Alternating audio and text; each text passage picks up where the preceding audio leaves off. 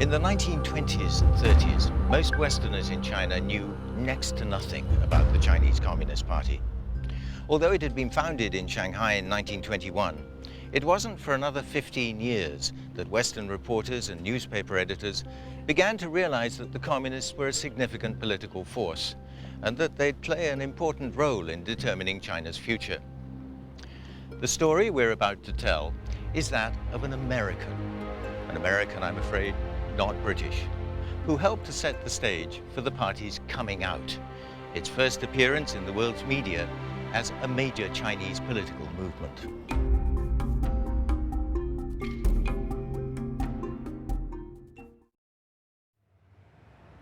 One rainy afternoon in February 1917, a young man named J.B. Powell came to the Astor House Hotel here in Wangpu Road to meet Thomas Millard.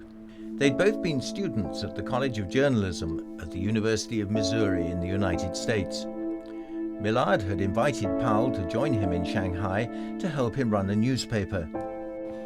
They met here in the hotel lobby. Millard had realized that China had no weekly English-language newspaper dealing with political affairs from an American perspective. Shanghai was full of Westerners from all the major powers. This, he thought, was a niche which was just waiting to be filled. Powell asked him, "What are we going to put in this newspaper?" "Anything we damn well please," Millard replied.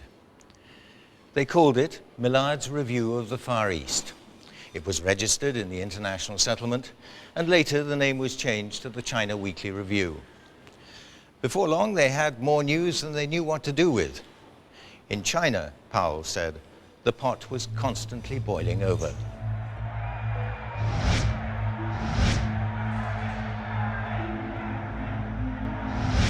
The front page headline of the review on April the 2nd, 1927, announced "Nationalists Take Over Shanghai." The accompanying article described Chiang Kai-shek as playing the central role in the victory of the Northern Expedition.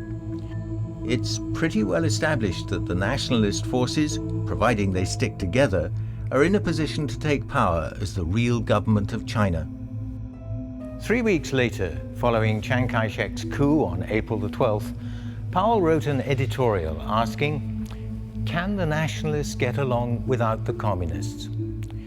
He noted that the split between Chiang and the communist-led labor union had stirred up a hornet's nest, and as a result the air was thick with rumors and with charges that Chiang was worse than the warlords who'd preceded him. That was Powell's style: frank, outspoken, and not afraid to stick his neck out.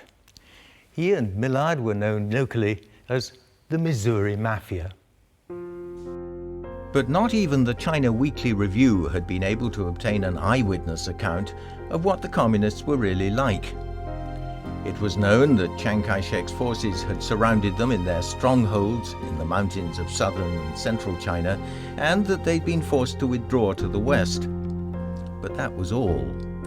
For Powell and his colleague Edgar Snow, who also hailed from Missouri, getting first-hand information about the Red Army became an obsession. Time passed. Powell had been in Shanghai for almost 15 years. He'd come to love the city. But storm clouds were brewing. One day he believed China would face a crisis threatening its very existence. He felt that when that happened, America could play an important role.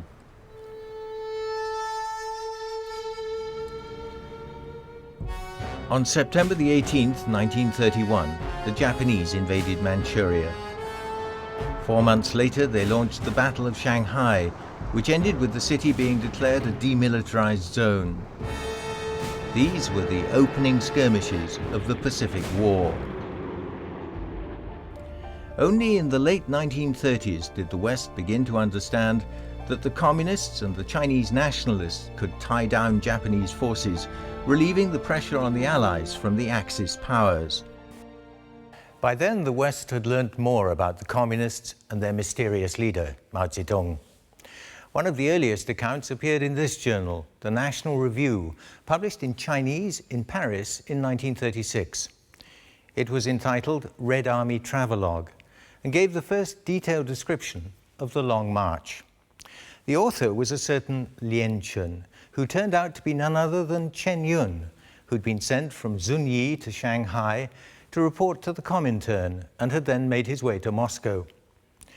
The article, 30,000 characters long, traced the Red Army's route for 6,000 miles from Jiangxi as far as Luding and the battle on the Dadu River.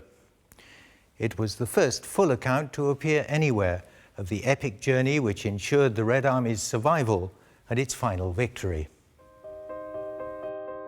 Chen Yun's article, important though it was, had a limited readership. 8 months later, Powell's friend Edgar Snow would make Mao and the Red Army known all over the world. In November 1936, Snow's interviews with Mao were published in the China Weekly Review, together with a photograph Snow had taken of Mao wearing a Red Army octagonal cap with a 5-pointed star. For the first time, people could put a face to the man leading the Chinese Revolution.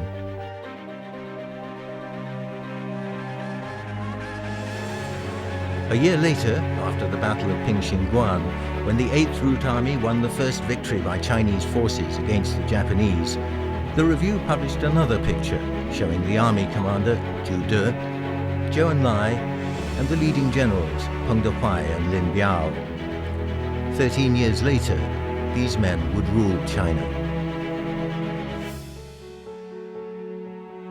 The story of J.B. Powell had a more somber ending.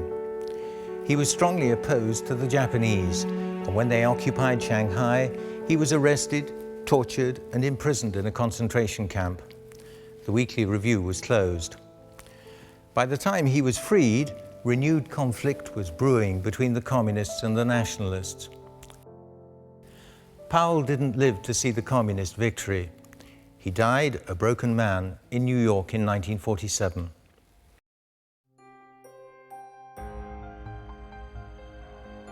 Two years later, Mao proclaimed the establishment of the People's Republic from Tiananmen in Beijing. And over the succeeding decades, China was transformed into a modern state, laying the foundations of the country we know today.